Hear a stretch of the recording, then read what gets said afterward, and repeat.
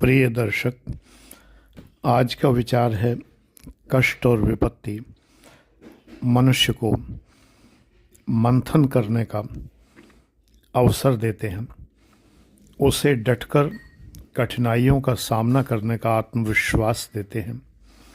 इनसे घबराना नहीं चाहिए। ये ईश्वर की दी हुई चुनौतियां हैं। इन चुनौतियों को स्वीकार करना चाहिए और इन चुनौतियों का सामना पूर्ण आत्मविश्वास और ईश्वर भक्ति के साथ करना चाहिए। सब कुछ ईश्वर को सौंप दीजिए। तेरा तुझको अर्पण कहा जाता है, क्या लागे मेरा। तो जो विपत्तियां दी हैं वो भी हे ईश्वर आपकी ही दी हुई हैं, तो ये आप ही को अर्पण है। तुम ही ने दर्द दिया है, तुम ही दवा देना। तो जब आपने ये दी हैं तो आपके पास इनका उपाय भी होगा और आप ये उपाय करेंगे, ये मुझे पूर्ण विश्वास है। मैं करीब 12 बार, मुझे याद नहीं एग्जैक्टली कि मैं 12 या 13 बार बद्रीनाथ धाम गया हूँ। तो एक बार जब मैं वहाँ था, रात्रि विश्राम कर रहा था होटल में, तो मुझे फ़ोन आया घर से और मुझे बताया गया कि कुछ ऐसा हुआ है जो मुझे चिंतित कर सकता था। विभागीय बात थी, डिपार्टमेंटल बात थी। मैं असिस्टेंट कमिश्नर रहा हूँ और मैंने वीआरएस लिया था, तो डिपार्टमेंट ने मुझे बहुत परेशान किया, बहुत ज़्यादा परेशान किया। मेरा रेजिग्नेशन एक्सेप्ट नहीं किया और मुझ पर तमाम आरोप लगा दिए और मुकदमे कायम कर दिए और तमाम तरह से मुझे तंग किया। उन्हीं में से एक काम उस दिन डिपार्टमेंट ने मेरे ख़िलाफ़ किया था, जिसकी सूचना घर पर प्राप्त हुई थी कि ऐसा ऐसा हुआ है। बहुत ज़्यादा तनाव देने वाली चीज़ थी।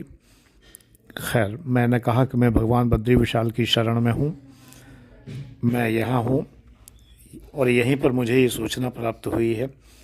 ईश्वर ने अगर ये विपत्ति मुझे दी है, मुझे परेशानी दी है, तो ईश्वर ही इसका निराकरण करेंगे।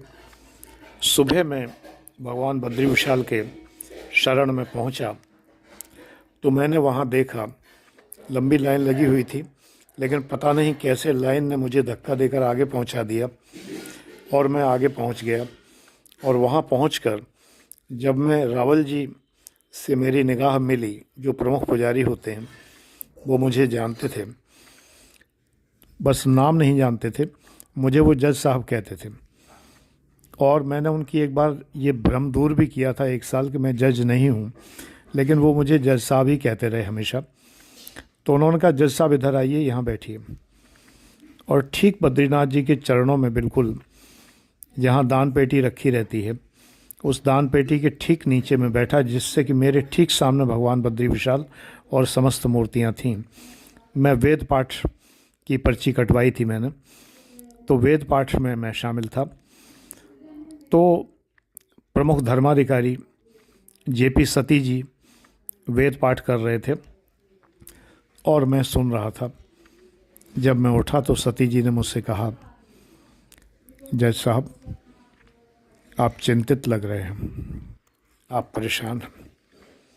याद रखिए, लेने वाला 2 हाथों से ले सकता है, छीनने वाला 2 हाथों से ही छीन सकता है, लेकिन ये जो बैठे हैं भगवान, ये 1000 हाथों से देने वाले हैं, ये 1000 हाथों से देंगे। आप चिंता न करिए, आप निश्चिंत रहिए, घर जाइए दर्शन करके और भगवान को स्मरण करिए, जो कि आप करते हैं। स्मरण करिए, सारी चिंताएं यहीं छोड़ के जाइएगा, बद्रीनाथ धाम में ही सारी चिंताएं छोड़ दीजिएगा। मैंने उनको शीश नवाया, चरण स्पर्श किए, भगवान को नमन किया और मैं वहाँ से निकल आया। इसके बाद की लंबी कहानियां हैं। डिपार्टमेंट ने मुझे बहुत तंग किया, बहुत परेशान किया, बहुत ज़्यादा परेशान किया। मैंने 2001 में वीआरएस लिया था, रिज़ाइन किया था। हमारे यहाँ रिज़ाइन होता है, वीआरएस नाम की कोई चीज़ नहीं होती है। यानी रिज़ाइन करने पर हमें कोई पैसा नहीं मिलता है किसी भी प्रकार का। डिपार्टमेंट ने मेरा फ़ंड वगैरह भी रोक दिया, प्रोविडेंट फ़ंड भी नहीं दिया, ग्रेचुटी भी नहीं दी और तमाम तरह से अड़ंगे लगाए। आज तक नहीं मिला, पेंशन भी नहीं मिली मुझे। बहरहाल बेटा, ये किस्से तो बहुत लंबे हैं। मैंने बहुत तंग आके डिपार्टमेंट छोड़ा था। मैं बिक्री कर विभाग में यानी जीएसटी में असिस्टेंट कमिश्नर था, और मैं डंके की चोट पे ये कह सकता हूँ कि इससे गंदा और निकृष्ट भ्रष्ट विभाग शायद इस संसार में कोई नहीं होगा। मैंने तंग आके ही विभाग छोड़ा था, रिज़ाइन किया था। मैं कह के आया था कि अब आप रेजिग्नेशन एक्सेप्ट करें या ना करें, मैं अब आऊँगा नहीं, और मैं नहीं गया। विभाग मेरे पीछे पड़ा रहा, मुझे बहुत तंग किया, तरह तरह से तंग किया, लेकिन वो कुछ नहीं बिगाड़ पाया। ईश्वर की कृपा रही मेरे ऊपर और मैं शान से जीवन जीता रहा।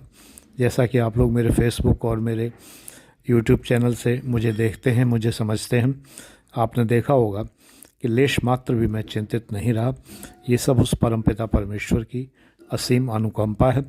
उन विपत्तियों का सामना मैंने पूरी तरह से डट के किया, पूरे निष्ठा से किया, पूरी लगन से किया, पूरे आत्मविश्वास से किया और पूरी ईश्वर भक्ति से किया। बस ईश्वर को अपने से दूर मत करिए, विपत्तियां धीरे धीरे टल जाएंगी, ये मेरी बात विश्वास रखिए। कई बच्चों ने लिखा है, एक बच्चा नेगी है, सरनेम नेगी है उसका, उसने लिखा है कि आजकल मैं बहुत परेशान हूँ। बेटा, विपत्तियाँ कट जाएंगी, ईश्वर को स्मरण करो, ईश्वर को मत भूलो। तुम मुझे सामने रख सकते हो, मुझे देख सकते हो कि मैं 2001 से इतना परेशान रहा हूँ। मैंने कभी तुम लोगों को अपनी परेशानियाँ नहीं बताई, कभी नहीं बताई मैंने अपने बच्चों को, अपने शिष्यों को अपनी परेशानियाँ। आज इस वीडियो में मैंने थोड़ा सा हिंट किया है, और ये हिंट मात्र है। असली परेशानियाँ तो बहुत बड़ी बड़ी, लाखों रुपए खर्च भी हुए मुकदमों में और तमाम सब चीज़ों में, लेकिन उन लाखों का इंतज़ाम भी भगवान ने ही किया, कोचिंग के माध्यम से किया, भगवान ने ही किया। तो मैं यही कहता हूँ कि आपको अगर विपत्ति देने वाला ईश्वर है तो विपत्ति का निराकरण भी वही करेगा, प्रोवाइडेड आपको अखंड आस्था होनी चाहिए। आस्था रखिए। कई बच्चों ने, एक बच्चे ने, उसने भी लिखा है कि बहुत परेशानी में है। एक बिटिया ने लिखा है कि उसकी माँ का स्वर्गवास हो गया, बहन का स्वर्गवास हो गया, और वो बहुत अकेला फील करती है, बहुत उनकी याद आती है। मैं इन सब बेटों से यही कहना चाहता हूँ, ईश्वर को स्मरण करो। मुझे तो मेरे माता पिता गए हुए बहुत समय हो गया, 24-25 साल हो गए। आज भी वो स्वप्न में आते हैं, मुझे भय नहीं लगता। मैं स्वप्न में उनके साथ रहता हूँ, और उस दिन मैं खिला खिला उठता हूँ, बिल्कुल प्रसन्न भाव से उठता हूँ जिस दिन मेरे माता पिता मेरे स्वप्न में आते हैं, क्योंकि मैं पूरे स्वप्न भर, पूरे समय भर 4-5 घंटे उनके साथ बिताता हूँ। उनके साथ बिताया हुआ समय मेरे लिए अमूल्य होता है। मैं ये नहीं डरता कि मरे हुए लोग मेरे सपनों में आते हैं, भूत प्रेत आते हैं, ऐसा नहीं है। वो हमारी स्मृतियाँ हैं जो स्वप्न का आकार ले लेती हैं और हमारे स्वप्न में आती हैं। डरिए मत। अगर ऐसा कोई भय आपको लगता है तो मुझसे व्हाट्सएप करके पूछ सकते हैं, 9540497415। आप अपनी समस्या मुझसे पूछ सकते हैं, कोई मना नहीं है। आप कमेंट्स में, यूट्यूब के कमेंट्स में भी पूछ सकते हैं। अगर सार्वजनिक रूप से पूछने लायक है समस्या तो पूछ सकते हैं, लेकिन सारी समस्याओं का हल एक ही है, और वो है ईश्वर भक्ति। ईश्वर का नाम स्मरण करते रहिए और चिंताओं से मुक्त होते रहिए। गॉड ब्लेस यू बेटा।